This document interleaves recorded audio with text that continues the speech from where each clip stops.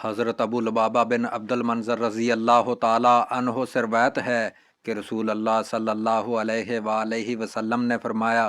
جمعہ کا دن تمام دنوں کا سردار ہے اور اللہ کے ہاں سب دنوں سے زیادہ عظمت والا ہے۔ یہ اللہ کے ہاں قربانی اور عید الفطر کے دن سے بھی زیادہ عظیم ہے۔ اس کی 5 خوبیاں ہیں۔ اس میں اللہ تعالیٰ نے حضرت آدم علیہ السلام کو پیدا کیا، اسی میں حضرت آدم علیہ السلام کو زمین پر اتارا، اسی میں حضرت آدم علیہ السلام کو فوت کیا۔ اس میں ایک ایسا وقت ہے جس میں بندہ اللہ تعالیٰ سے کوئی بھی چیز مانگے اللہ تعالیٰ اسے ضرور عطا کرتا ہے، بشرط یہ کہ وہ حرام نہ ہو، اور اسی دن میں قیامت برپا ہوگی۔ ہر مقرب فرشتہ، زمین و آسماں، ہوا، پانی، پہاڑ اور سمندر جمعہ کے دن خطرہ محسوس کرتے ہیں۔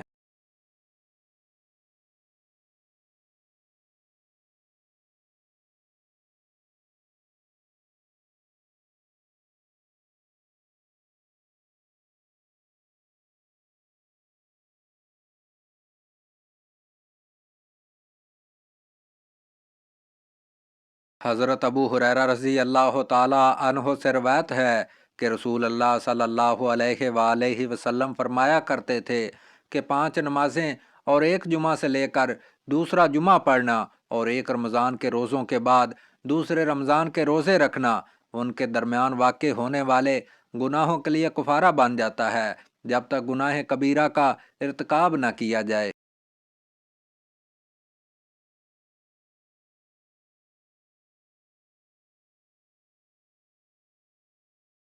حضرت ابو ہریرہ رضی اللہ تعالی عنہ سے روایت ہے کہ حضور نبی کریم صلی اللہ علیہ وآلہ وسلم نے فرمایا،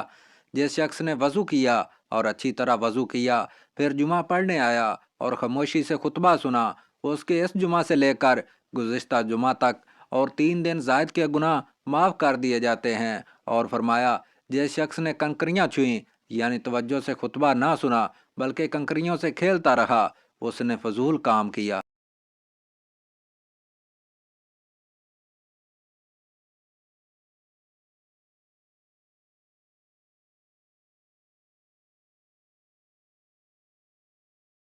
حضرت عمر بن شعیب رضی اللہ تعالی عنہ اپنے باپ اور دادا سے روایت کرتے ہیں کہ حضور نبی اکرم صلی اللہ علیہ وآلہ وسلم نے فرمایا، جمعہ کے دن فرشتوں کو مساجد کے دروازوں پر بھیج دیا جاتا ہے اور وہ لوگوں کی آمد لکھتے رہتے ہیں۔ جب امام آ جاتا ہے تو قلم روک لیے جاتے ہیں اور رجسٹر بند کر دیے جاتے ہیں۔ فرشتے ایک دوسرے سے کہتے ہیں، فلاں آدمی کو جمعہ میں آنے سے کسی چیز نے روکا ہے۔ پھر کہتے ہیں، اے اللہ، اگر وہ گمراہ ہے تو اسے ہدایت دے، اگر وہ بیمار ہے تو اسے شفا دے، اگر وہ تنگ دست ہے تو اسے دولت مند بنا دے۔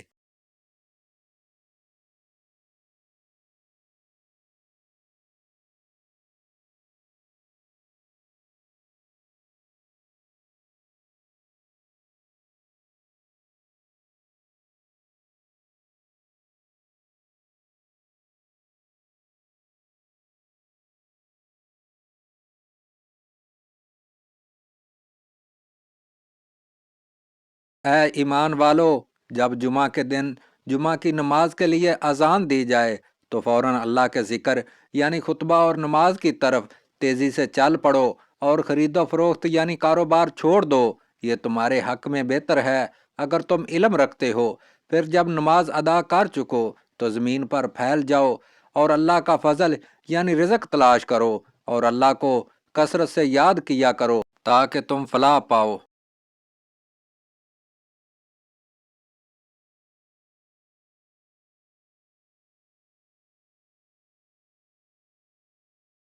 حضرت سلمان فارسی رضی اللہ تعالی عنہ سے روایت ہے کہ حضور نبی اکرم صلی اللہ علیہ وآلہ وسلم نے فرمایا،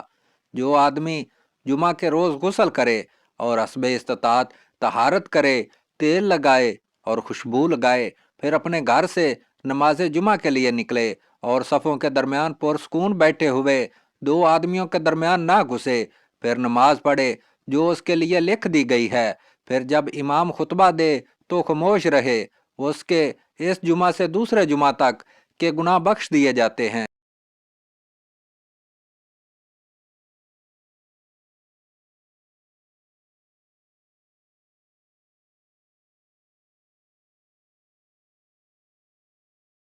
حضرت ابو ہریرہ رضی اللہ تعالی عنہ سے روایت ہے کہ رسول اللہ صلی اللہ علیہ وآلہ وسلم نے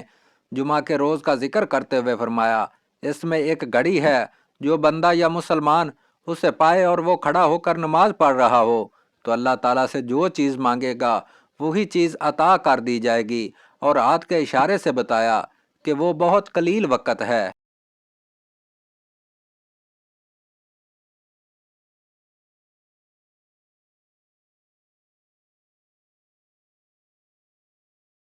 حضرت ابو موسیٰ اشعری رضی اللہ تعالی عنہ کے بیٹے حضرت ابو بردہ رضی اللہ تعالی عنہ کہتے ہیں کہ مجھ سے حضرت عبداللہ بن عمر رضی اللہ تعالی عنہما نے کہا، کیا تم نے اپنے والد سے سات جمعہ یعنی جمعہ کی گھڑی کے بارے میں حضور نبی اکرم صلی اللہ علیہ وآلہ وسلم کی کوئی حدیث سنی ہے؟ وہ کہتے ہیں، میں نے کہا ہاں، میں نے اپنے والد سے سنا۔ انہوں نے کہا کہ حضور نبی اکرم صلی اللہ علیہ وآلہ وسلم نے فرمایا کہ وہ گھڑی امام کے خطبہ کے لیے بیٹھنے سے لے کر نماز پڑھی جانے تک ہے۔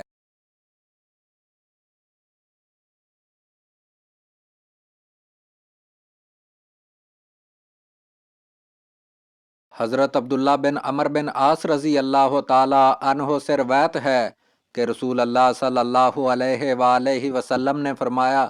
کہ جو مسلمان جمعہ کے دن یا جمعہ کی رات کو مرتا ہے، اللہ تعالیٰ قبر کی ازمائش سے اس کی حفاظت فرماتے ہیں۔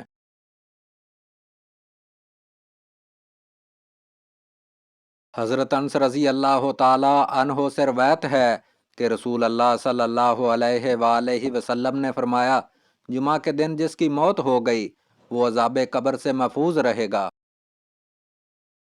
حضرت ابو بکر رضی اللہ تعالی عنہ اور حضرت عمر رضی اللہ تعالی عنہ سے روایت ہے کہ رسول اللہ صلی اللہ علیہ وآلہ وسلم نے فرمایا، جو ہر جمعہ کو والدین یا ان میں سے کسی ایک کی قبر کی زیارت کرے گا اس کی بخشش کر دی جائے گی اور وہ اپنے والدین کا فرما بردار لکھا جائے گا۔